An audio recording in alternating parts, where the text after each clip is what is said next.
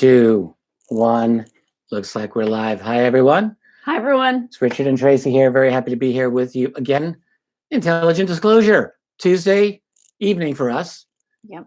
And actually, from what I'm understanding, like very, very early Wednesday morning for some of you, it's come to my attention that there's a particular bar somewhere out in Glasgow, Scotland, where some of you are having a pint and watching us. If that's the case, we give you the best. Get it down, ya. Get it down, you lads. That's all I'm I not would even say. going to try the accent. My really awful Scottish accent, but I know they say get it down, ya.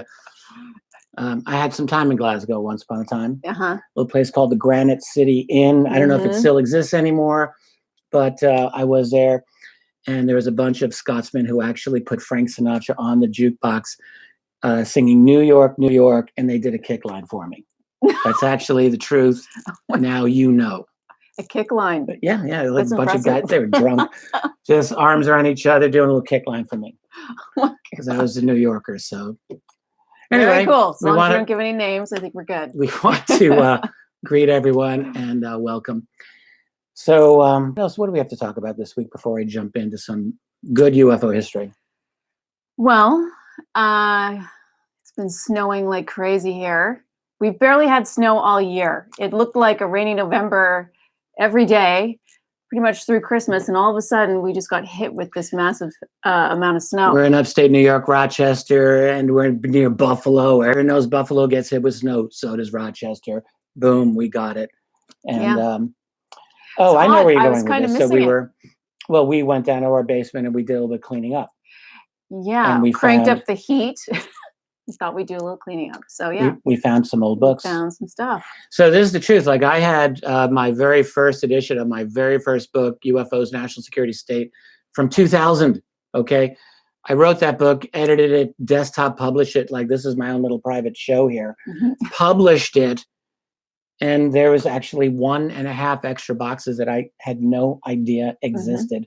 So we're just making them available. It's a like truly limited edition, but we've got it on our little Shopify.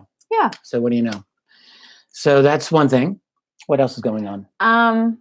Well, we don't get anything for this. I just want to say I'm just excited about it. The movie Third Eye Spy is a remote viewing documentary that's coming out. Russell Targ is producing it. Right. And I'm excited because he is one of the creators of the whole remote viewing program. So if we're going to hear the story, we want to hear it out of Russell's mouth, So well, not only that though. So we could just mention yes, the people who created that movie. They reached out to me and they wanted to know if I would do an interview with Russell. I'm like, yes, absolutely. I've met Russell Targ a number of times. I've always liked him. I've always had nice kind of back and forth with him. So this will be a nice opportunity. We'll get him on. We'll do an interview with the Richard Dolan show sometime in the near future. So look forward to that. Yeah, we're definitely looking forward to that. So we've actually been wanting to do a Russell Targ interview for a while. We have been saying anyway. this for a long time. So we just found out about this, as you know, if you were watching one of the last shows, and we are ready to dig into that. So the most excited person in all of this is this lady right here. When Third Eye Spies came out, you were incredibly pumped for this, just because it's remote viewing and it does look like a good treatment of it. Seems like it. And you did your own kind of initiative into looking into it and wanting us to see it, and then they just reached out, so that kind of worked out. I want to thank Pia in Copenhagen because she is the one who put me onto that. It was out, and part of it is just, I know some people still have a problem with it, but it is such an interesting study of what our minds can do. Oh, you mean remote viewing? Remote viewing. So, we can come at it from many different angles and look at the Stargate project. We can look at all of those amazing remote viewers that were military trained, but there's all these other implications too, which I'm really excited to talk to Russell about, since he was one of the originals at SRI with Hal Puthoff. So anyone who follows my work and says, Richard, what are you getting into all this crazy remote viewing? I just want to point out to you, long before I knew who Tracy was, I've been interested in remote viewing from going back to 2001 or so, when I first really dove into it. And the reason I got into remote viewing was very simple. I became aware that these people were being used, had been used by the U.S. intelligence community to spy on the Soviets and the Russians, and that seemingly all of them had claimed to have encounters in one form or another with extraterrestrials. Like every single one of them. From Ingo Swann, Joe McMoneagle, Lynn Buchanan, and everyone else. And I thought, okay, well, that's interesting. I'd like to know and look into it. And I did look into it. And it was very immediately evident to me that that is absolutely real.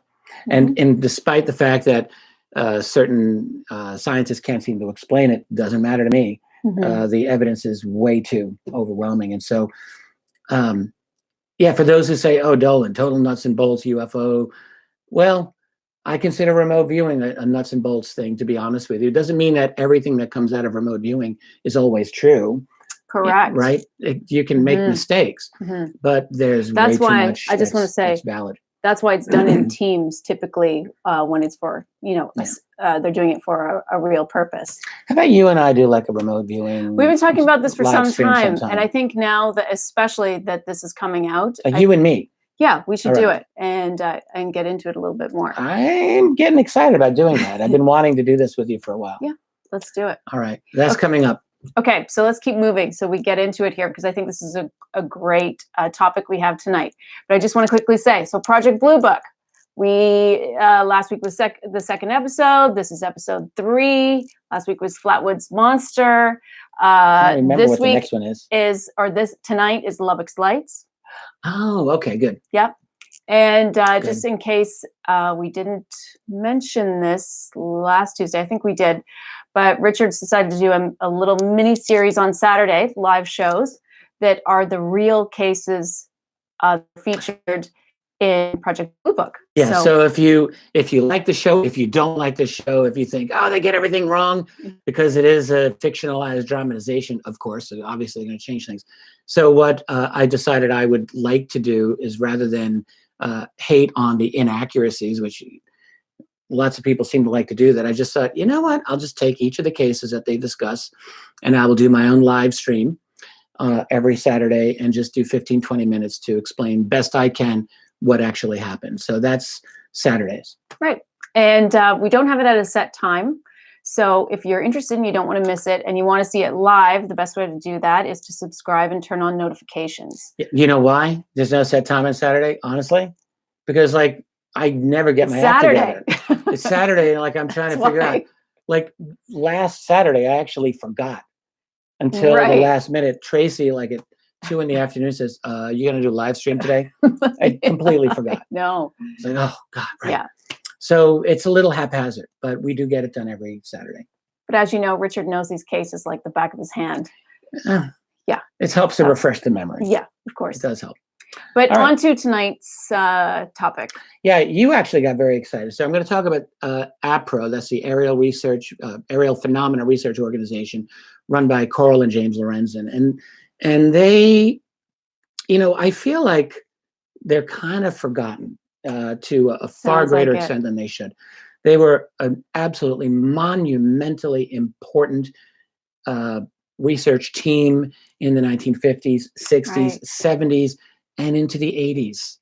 A long time. And they created a worldwide organization that was filled with PhDs and doctors. And they were so far ahead of the curve in terms of UFO research. And I mean, there's lots of old timers out there who remember the Lorenzens, remember APRO. I'm sure there's a few old APRO members who might be listening to this now. But by and large, the organization seems to have been forgotten. And we were doing a little YouTube search. You were on APRO, and you really couldn't find anything. No, practically, right? No, I was really surprised. Yeah, so there's not a lot there. So this is a good opportunity to talk about them. They're very, very, very important, and a tragic end to that organization and we have to say swindling of their files by 2 highly disreputable individuals in the 1980s, and I will talk about that as well. Part of the reason why I'm glad that we're doing this, I had no idea that all of these files were missing. So missing, gone, taken out of circulation. Not 100%, as we'll talk about, but yeah, the bulk of them are just They may not even exist anymore, as far as we know. Right. Okay. Hard to Well, let's get to it. Alrighty. And I'm going to be listening. I'll be a little bit in chat, but I'm going to be listening. I'm going to take a sip of the kombucha just before we do this. And I still drink the kombucha. Yes, I won't advertise the company so that you don't know what I'm drinking. All right. All right, there we go. Okay. I'll see you over there. We will see you in a bit. And I think we're a go here. So I've been looking forward to this one, and you know, doing this preparation today was actually really, really good. I've got a bunch of their books here, of James and Cora Lorenzen. Here's one with a nice 1970s look to it. Don't you love that? Kind of a Chariots of the Gods feel. I'm going to quote from that a little later. And a bunch of their other books. I think I may have all of them. These are all old paperbacks, and you can probably find them if you hunt around. I don't know if they're on Amazon or not, actually. And I got a couple of I have actually many of their bulletins, the APRO. I got a few boxes of these here. They're actually, if you can find them physically, it's like a treasure. But they do exist. Open Minds published all of them digitally a number of years ago, all of the old APRO bulletins, at least that they had. Not complete, but close to. I don't have a complete collection of them either, but I do have a pretty good collection. Anyway, I'm going to talk all about that. APRO, yeah, to me, they're the best forgotten UFO organization, and I do want to talk about their lost files. But first, let me introduce you to James and Cora Lorenzen. This was a married couple that really made such a huge impact on the world of ufology. They're very, very important. They were originally, when the story begins, they were out of Sturgeon Bay, Wisconsin, so way up in the north of the U.S. In 1952, they created this organization, the Aerial Phenomena Research Organization. Now, Jim had a full-time job. Coral, as far as I could see, really ran this organization. This was her baby. Jim was definitely involved, no question about it. But you can see that Cora Lorenzen was the real driving intellect and the driving force to this group. And she was clearly the lead writer on their books. She was an absolutely excellent writer, in my opinion. Very detached, very scientific, a really good narrative, worth reading, worth looking into. Her approach, their approach, was to be responsible, was to be brave, was to be good investigators, and was to be scientific in their approach to the UFO phenomenon. And even in 1952, they got attention from government spooks. No other way to put it. As a matter of fact, they were mentioned by name in the 1953 Robertson Panel report. Robertson Panel, I've talked about many times. Others have talked about this. Organized by the CIA. It was held during the very final weekend of the Harry Truman presidency in January of 1953. And it was a CIA attempt, in my view, to get control over the UFO phenomenon within the classified world. One of the things that they concluded was that they needed to work with mainstream media to debunk UFOs to the public. One of the other conclusions was to keep a tab on these American UFO organizations, because the idea is that they would be susceptible to infiltration by the enemy, that is the Russians, or would be subversive. And APRO was mentioned by name, along with one other organization. So they got on the radar of the CIA early on, like immediately. It's a fascinating thing. Interesting little follow-up to that. You know, Alan Hynek, who was a junior member of the Robertson Panel, had actually said that APRO was never discussed during the week. He said, other than as a passing reference. That was his one statement. And so Cora Lorenzen concluded, I would say logically enough, that the idea to monitor them was not a product of the panel, but it was a product of the CIA itself, which wrote the report. And what's very clear is that she tracked a number of instances where they were very obviously I would say, extremely obviously being monitored by intelligence assets. I've got a couple stories here that I'm just going to relate to you. So one is during, I think, 1952, before the appearance even of their periodical, the APRO Bulletin, which I think the first issue was 1953. There was a man who claimed to have an intelligence background. He became an active supporter of their organization. It's very interesting because, again, they didn't have a bulletin out, and it's not like they had all this media coverage yet. But he became a supporter of their group, and in Coral Lorenzen's opinion, tried to lead the organization into what she called metaphysical areas of research, essentially 1950s version of New Age contactee type of ideology. And she was like, no, thank you. That's not what we're doing here. We're scientific investigators. She said that she later discovered light embossing on a letter that she got from him. And so she used a soft pencil to, find out what was the markings on it. And she discerned what she felt looked like an intelligence report about her. I don't know if that's true or not, but that was her strong feeling. Another story was during the summer of 1952. There were two suspicious men posing as painting contractors. And they called on her at her home, and they're just chatting her up. They're just engaging in all this conversation. According to Coral Lorenzen, they didn't seem interested in selling any services of what they supposedly did. And after they left, they parked their car where they had a clear view of the back of her home. And she discovered that these two same men also visited APRO's treasurer and secretary on the very same day, but apparently not any other house in the neighborhood, according to what she could discover. So you got some suspicious things right out of the gate. In 1953, there was an issue in a magazine called American Magazine that featured a one-page article on Coral Lorenzen, and I think this is what got wider publicity for her and for the organization, and that's what allowed the membership to begin to climb in a significant way.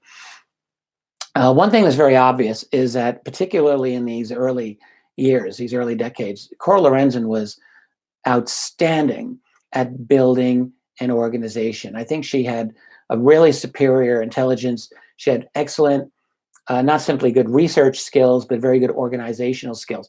So through the 1950s, she built a very solid investigative network, not just within the United States, all right, but around the world. Heavy influence in South America. She had a lot of contacts there. New Zealand, Australia, a number of countries in Europe. Back in the 1950s, this was not the easiest thing to have done. Today we have the internet. Back then, there's no web. There was none of this. And it was all correspondence by hand and by typewriter. And she just got it going. A typical APRO bulletin of the 1960s would have like 40 or more PhDs or medical doctors on the group's consulting panels in all of these different fields: biological sciences, medical sciences, physical sciences, social sciences. They had members representing 40 or 50 different nations.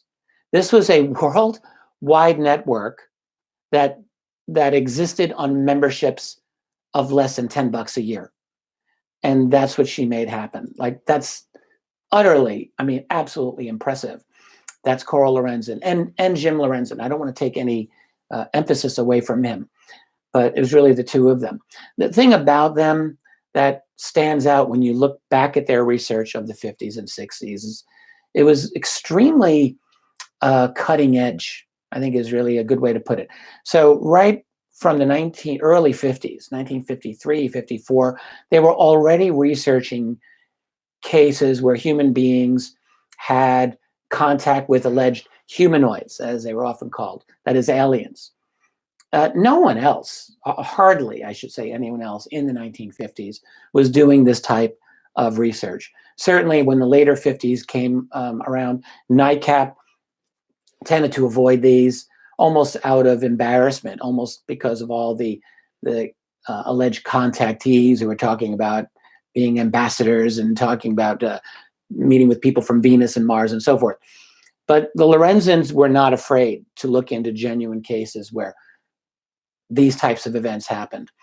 They were one of the earliest researchers, actually they were the earliest American researchers, to seriously investigate an alien abduction event. This is the case of Antonio Villas-Boas from 1957 in Brazil. And they were able to do it because of their worldwide contacts. They had a gentleman who was their leading Brazilian researcher, Dr. Olivio Fontes, who worked with them for many, many years. The Lorenzens were some of the first to seriously investigate what we might call UFO crashes, not crashes of an entire flying saucer or disk with alien bodies, but crashes of pieces of UFOs. There's a famous Brazilian case in a place called Ubatuba from 1957 as well, I believe. And in fact, they were able to get a hold of that fragment. They had it studied scientifically. It was an exceptionally high level of pure magnesium, as a matter of fact, something that they kept in their files for many years until they died, actually. And no one knows where that fragment is now, except it's in a warehouse, perhaps in Sedona, Arizona. I'll get back to that, or a garage. Anyway, for all of these reasons, the Lorenzens were just way out ahead of even people like Donald Keyhoe. In a lot of ways, I think Coral Lorenzen was really delving into the true difficult cases. And I think there was this one of the reasons why she would, I think she occasionally looked down her nose at the rest of the pack.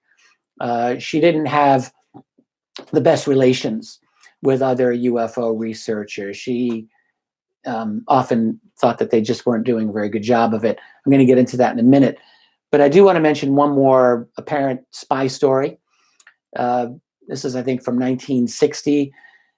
They moved from Wisconsin in the 1950s to Alamogordo, New Mexico, and then they moved from Alamogordo to Tucson, Arizona, where they lived for the rest of their years. So in 1960, they're in Tucson for like 3 days, right? They've just moved into an apartment. They're renting. On day 3 of their place in this new apartment, this new city, an exterminator, a guy who says he's an exterminator, visits them. And he's offering to do a free inspection of their premises. Thing about this guy is he was incredibly well dressed. He had polished shoes, and he never got around to mentioning the name of his company. And although the fact that they were renting an apartment, this exterminator never asked for the name of their landlord. You'd think if you're the owner of the building, you'd want to know if some exterminator is coming into the apartment you rent and spraying poison into it. And the exterminator also didn't really seem to be very interested in his profession. He was, however, very interested in talking with Coral Lorenzen at great length over why did they move and where does Jim Lorenzen work? And of course, had a lot of questions about UFOs. Just happens. Jim and Coral Lorenzen were on top of the whole UFO scene worldwide, but particularly, as you might expect, in the southwestern United States, where they were living. They did some of the best investigations of things like the Socorro landing witnessed by police officer Lonnie Zamora in 1964. That was in Socorro, New Mexico. Lonnie Zamora was absolutely convinced that he saw an alien craft and 2 beings. During that investigation, it was very interesting. There was a sergeant for Project Blue Book. His name was James Moody, and he goes down to Socorro as well to investigate this case. And he meets up with the Lorenzens, and he just says, you know, you guys get lots of cases that we don't. And that was absolutely true. They ended up collecting something like, I think it's believed to be like 15,000 UFO cases over their years of doing this. Really just quite extraordinary. One case that I think often gets sort of pushed aside is the alleged or maybe real Holloman Air Force Base landing of 1964, which now we're being told allegedly happened the day after the Lonnie Zamora sighting. So on April 25th, 1964. The Lorenzens had information that it was actually April 30th. But whatever the date was, they were adamant that they were able to get 3 independent, unconnected, very reliable sources for the fact that, according to what they were insisting on, the pilot of a B-57 bomber from Holloman Air Force Base in Alamogordo, New Mexico, radioed to his control tower that he was watching an egg-shaped white UFO, and he watched it land at the base. So that's the story that came to them. Now, they were not, by the way, the only people at the time who heard this story. All right. And they heard this story almost immediately after it happened. But there were a number of others who heard this story, including, we're told, a ham radio operator who said that he was monitoring the whole exchange between the pilot and the control tower about this. Anyway, a journalist called Holloman Air Force Base about it, got a denial, as you might expect. Shortly after this incident happened, this is the thing that's always stuck in my mind. This is just an amazing story. An airman walks into an Alamogordo clothing store, and he just blurts out this incredible story of a UFO being parked in a hangar at Holloman Air Force Base under heavy guard. Can you imagine being in just a random store in Alamogordo? This Air Force guy comes in and tells this story. I would assume he was highly stressed. He was under whatever emotional duress. Anyway, a day or two later, he goes back to that store, and he now insists that he made a mistake. There was no such thing as an alien spacecraft at Holloman Air Force Base. So that's just an incredible story. And Coral Lorenzen wrote about this not long, in one of her books, not long after this happened.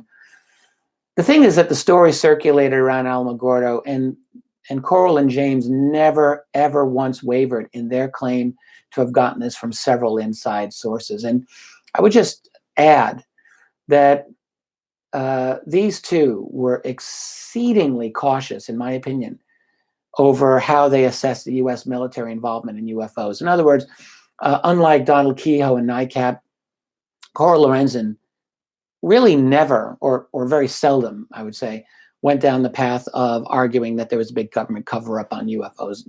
That was not her thing. But this was something that she always maintained was absolutely true. They even had a good, very interesting Men in Black story that I want to relate to you as well. The spooks were always around APRO, it seems. This is a case from 1967, July, the summer of 67, in Ohio. And there's a town called White House. A man named Robert Richardson is driving late at night with a buddy of his. And as the car turns around a bend, they see this brilliant, bright light. It's of a bluish color. It's blocking the road. So Richardson slams on the brakes, closes his eyes, and he feels an impact. When he opens his eyes, there's no object there. So they contact the local police who are like, look, we don't really care. There's no crime scene. There's no damage. We're not interested. Go home. But he gets the state police to come back to the scene of the accident with them. And all that anyone was able to find were his skid marks from his car. The next day he goes back again and he finds a lump of metal at the scene. And he also notices different dents and scratches on the hood of his car, and that some chrome on the bumper had been stripped off. So he sends a telegram to the Lorenzens, and he gives them his phone number. Next night, about 11 o'clock at night, he gets a visit at his house from 2 friendly young men. It's 11 o'clock at night, okay? Who stay just about 10 minutes. They ask him a couple of questions. They don't give him any names. He doesn't ask. You know, he notices that they're driving a black Cadillac, and he believed it was a 1953 black Cadillac model. I don't know how you could tell what year, but anyway. And he gets their license plate number, which turns out had never been issued. A week after this, Richardson gets a classic Men in Black visit. So two guys come to his door. They got dark suits, dark complexions, foreign looking, he said. One of them had an accent of some sort. He couldn't tell which, but everyone spoke fluent English. So at first, Richardson's thinking these guys are trying to convince him that he hadn't hit anything on the road. And then they demand that he give them his 2 pieces of physical evidence. And Richards is like, sorry, I've given both pieces over to APRO for analysis. And they're like, can you get them back? Richards just says, nope, can't give them back to you, sorry. Just before they leave, this is all according to what Richardson said, one of them threatens his family. He said, if you want your wife to stay as pretty as she is, then you'd better get that medal back. Now, nothing ever happened to Richardson or his wife, and as far as I can tell, the matter just ended there. But the fact is that medal had only been discussed on the phone 2 times, once between himself and Coral Lorenzen, and once between himself and another APRO researcher who had been involved in the case. And Coral Lorenzen, for her part, always believed that her phone call was monitored. A little interesting side note to that story, that case was actually researched by the Condon Committee, the University of Colorado UFO project. Surprise there. And in the spring of 1968, one of the scientists in the project, named Roy Craig, he actually wrote a book about his involvement in the Condon Committee. Anyway, he did a test of that material along with this metal taken from the bumper of Richardson car. It was like a fibrous metal. The fibrous pieces of metal were really interesting. They were 92% magnesium, which is not what you would expect to find on someone's bumper, but it wasn't anything definitive either. So it was kind of an inconclusive situation. Anyway, these are the types of cases that the Lorenzens would get. Now, Coral Lorenzen definitely had what I would consider feisty relations with almost all other major UFO organizations out there. I'm not really sure why this was so. This is part of her personality, or if it was part of the fact that she really felt genuinely that her group was doing the best work out there. But for example, as early as the early 1950s, Coral Lorenzen met with J. Allen Hynek. This is Hynek's early period. He's immersed in Blue Book. As far as she could tell, he was a total UFO skeptic. In fact, in her opinion, she felt that he was not, in her words, deeply engrossed in UFOs, and certainly skeptical about the reality of UFOs. This is circa 1953, 54, I believe. Now, that's actually not totally true about Hynek, at least as the 1950s proceeded, but it is entirely possible that he came across in that way to her. That wouldn't surprise me in the least. And then there's her relations with Donald Kehoe and NICAP, which was Kehoe's organization. APRO's attitude, her attitude, was very different than what Kehoe was about. So Donald Kehoe was all about getting congressional hearings on UFOs, really focusing on the political aspects of this phenomenon, the cover-up. It's not that Kehoe had no interest in the UFO phenomenon in general. I think he did. But his focus really was the political. And that was not Coral Lorenzen's focus, not at all. She was about the phenomenon itself. And her attitude was, she just thought all of this political shenanigans was just a waste of time. Her attitude was the UFO organization should be doing investigations. End of story. All of this obsession, in her opinion, with the cover-up was just a total waste of time and effort. In the early 60s, they really had an open rift. And I would have to say she probably started this. She wrote a piece in one of the APRO bulletins, I think in 1962, and I think it was kind of a down period of UFOs, but I don't think there was a lot of membership for either organization. And I think she felt that she was competing for memberships. And she actually writes that NICAP is really nothing more than a lobby group. And she said, look, if you the reader, are forced to choose your membership, you really ought to choose membership with APRO, because we're the ones who are actually doing research rather than pointless attacks against the Air Force. That's how she characterized it. That was Coral Lorenzen and Kehoe, and she had a very similar attitude about a lot of other researchers, whether James McDonald, who is, of course, extremely brilliant, but didn't really impress Coral Lorenzen. He met with her in, I think, 1966 when he first got really involved in this. I talked about this in my talk about McDonald just last week.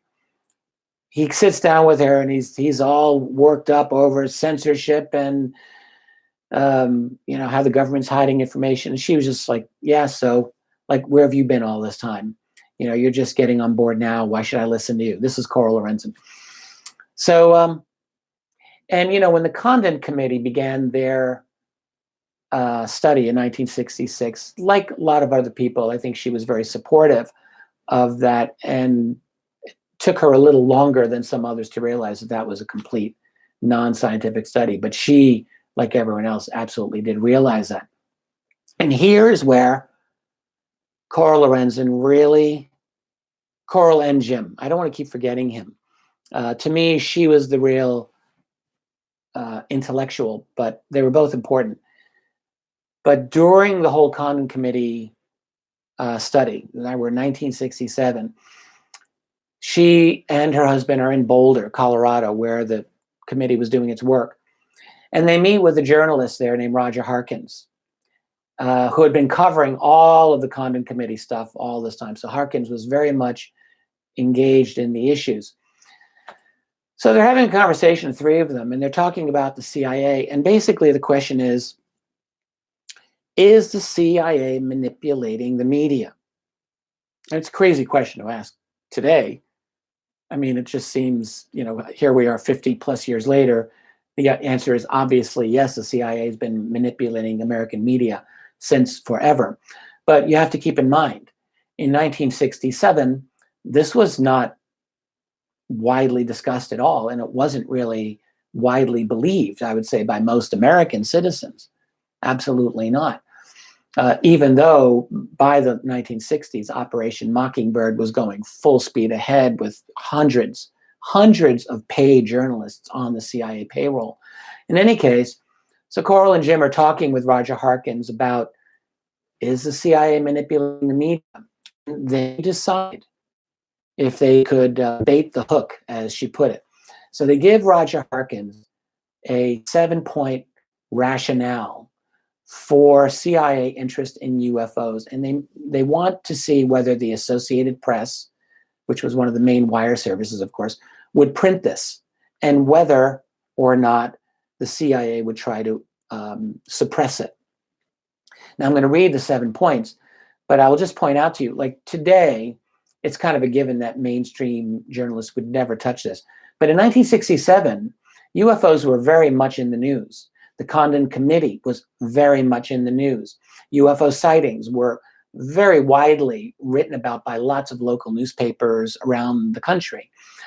So it was a reasonable thing to look into. So Coral and Jim put together this 7-point rationale about the CIA interest in UFOs and their interest in controlling the media. So point number 1, CIA was created to make sure that a surprise attack like Pearl Harbor could never happen again. Point 2, UFO reports exist.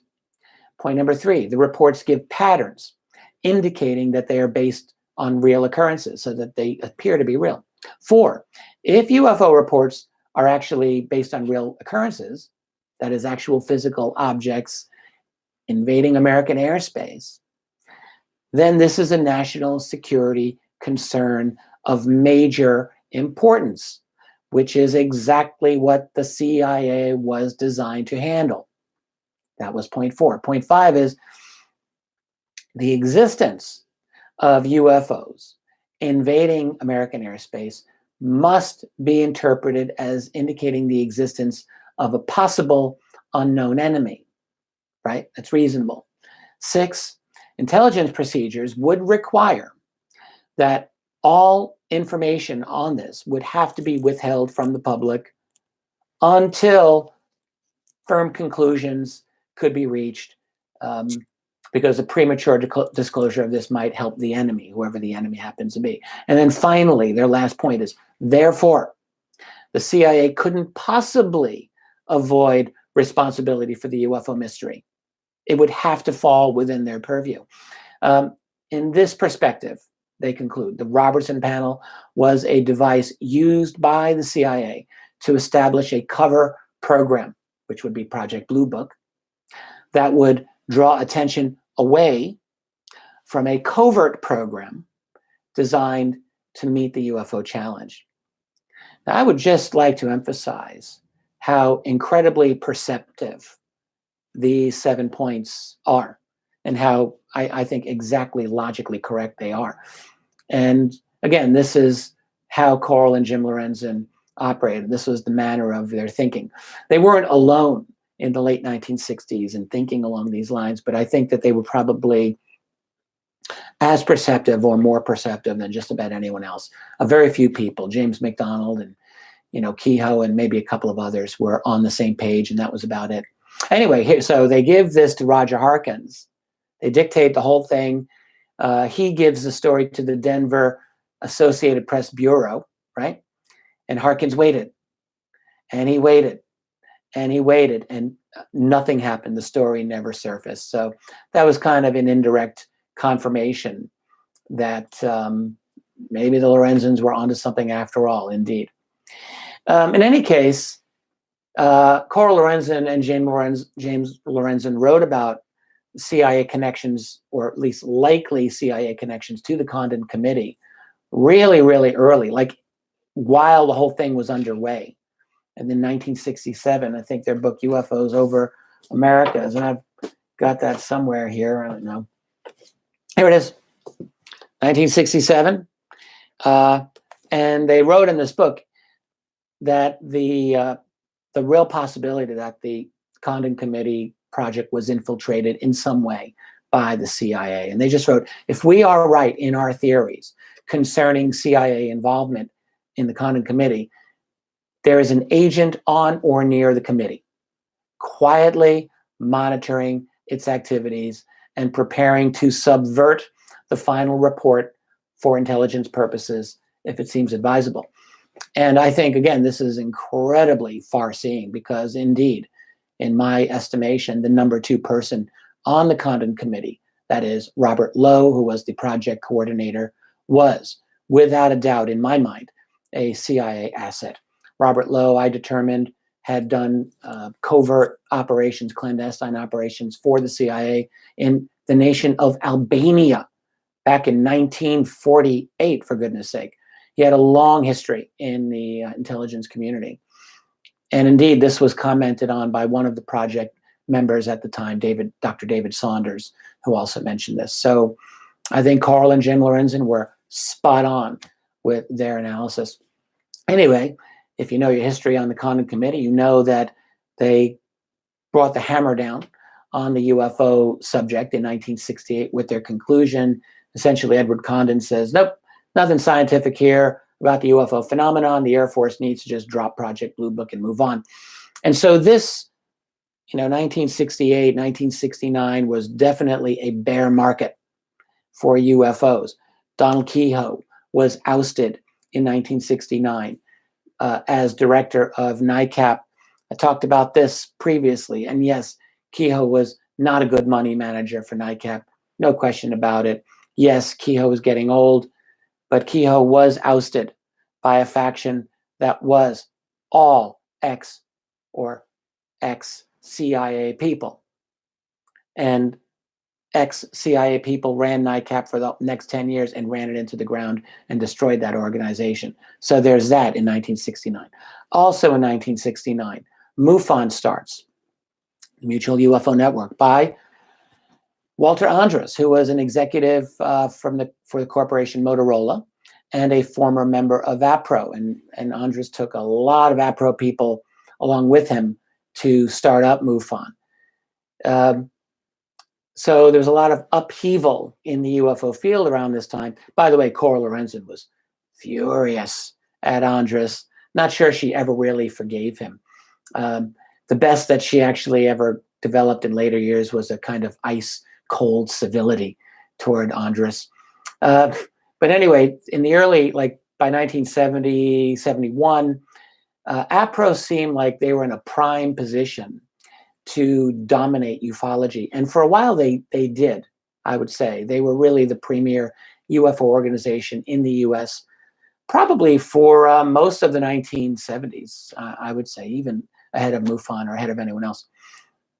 Another interesting story about Coral Lorenzen and Alan Hynek. So by the early 70s, Hynek was by now really the most famous name in ufology. But as far as Coral Lorenzen was concerned, fame did not necessarily equal quality. She never really felt was spying on APRO, and she knew that Hynek was part of the Robertson panel for the CIA. So anyway, by early 1974, Hynek, he had started his own UFO organization called the Center for UFO Studies, CUFOS. They still exist, sort of. There's not a lot of activity from CUFOS, but officially speaking, it's still out there. Anyway, in the 70s, CUFOS had a lot of momentum because Hynek was very much involved. So he's trying to get cooperation and relationships with other UFO groups, and he gets it from MUFON, from Walter Andres. And then he visits the Lorenzens, and that just seemed to make things worse. They're in Tucson here, and Coral Lorenzen wrote about this, and she just said, Hynek, sitting in their living room,